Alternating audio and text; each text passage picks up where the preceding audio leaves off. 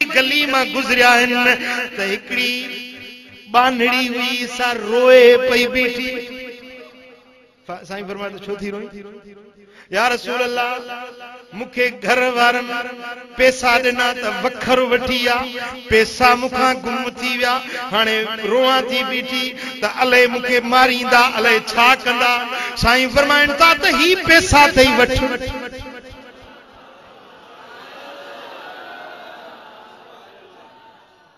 पैसा वरतई।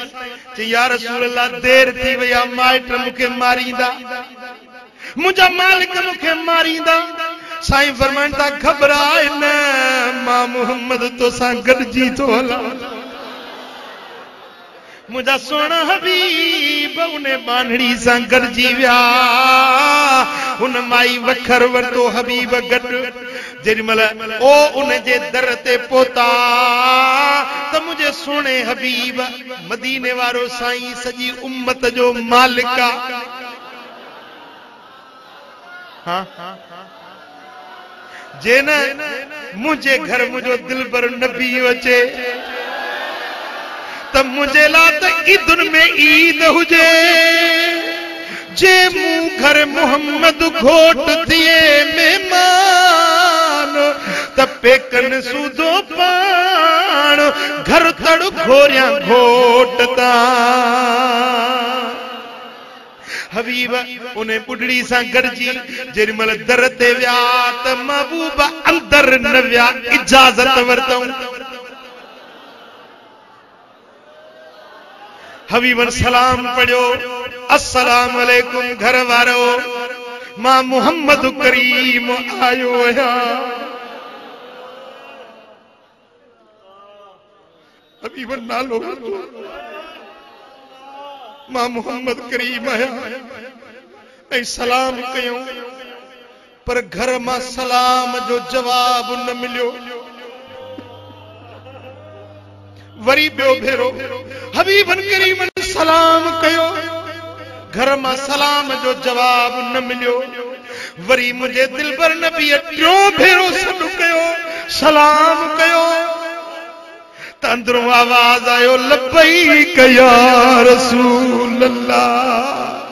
जियो चवाए मुझो अब्बो कुर्बान, मुझी अम्मा कुर्बान, लब्बैक व सअदैक या रसूल अल्लाह। बाहर निकतो असावी पण फरमाइन था मूं टे भेरा सलाम कयो तो जवाब न दिनो। घर भी वेठो हुए चे या रसूल अल्लाह तव्हां चयो अस्सलाम अलैकुम, ए घर वारो तव्हां ते सलामती हुजे। जे पहिरिए भेरे जवाब ॾियां त ॿियो भेरो सलाम कोन कयो हा।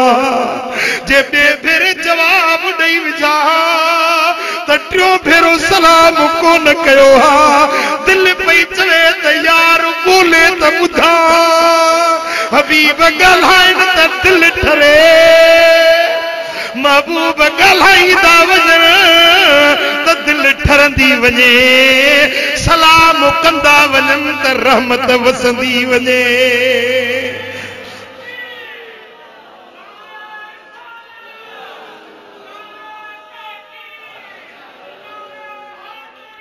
ही सूरब सरमायो, ही सूरब सरमायो, मिठा तुझी मोहब्बत में है,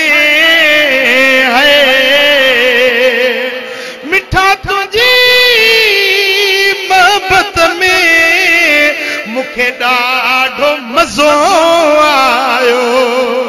मिठा तुझी मोहब्बत में मुखे ॾाढो मज़ो आयो।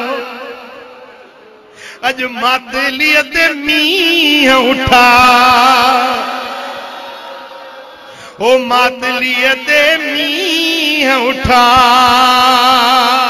सांगी मुंहिंजा सरहा थिया,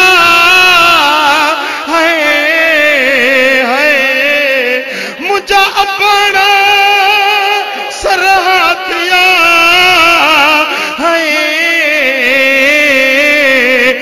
थिया करमी कुलाई कठा ओ सांगी मुंजा सरहातिया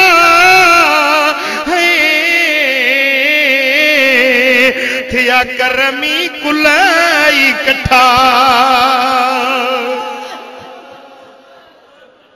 अर्ज की या रसूल अल्लाह दिल पई चए त वरी वरी सलाम कयो त बुधऊं असां ते रहमत वसे मुझा दिल पर जो कीअं करम कयो थव असांजे गरीबान कखड़न में कीअं करम कयो थव साईं फरमाईंदा हिन बानड़ी जी सिफारिश करण आयो आहियां अर्ज कंदा या रसूल अल्लाह तुझे कदमन ता कुर्बान वञूं इने बानीअ खे ई आजाद करे छॾियोसीं हाय हाय या बानी भाग वारी आ जंहिंजे करे महबूब तुंहिंजो टे भेरा असांखे सलाम नसीब थियो हां इजाजत जो तरीक़ो हबीबन उम्मत के सेखारियो दर ते भी चो त मां फलाणो आहियां चो अस्सलाम अलैकुम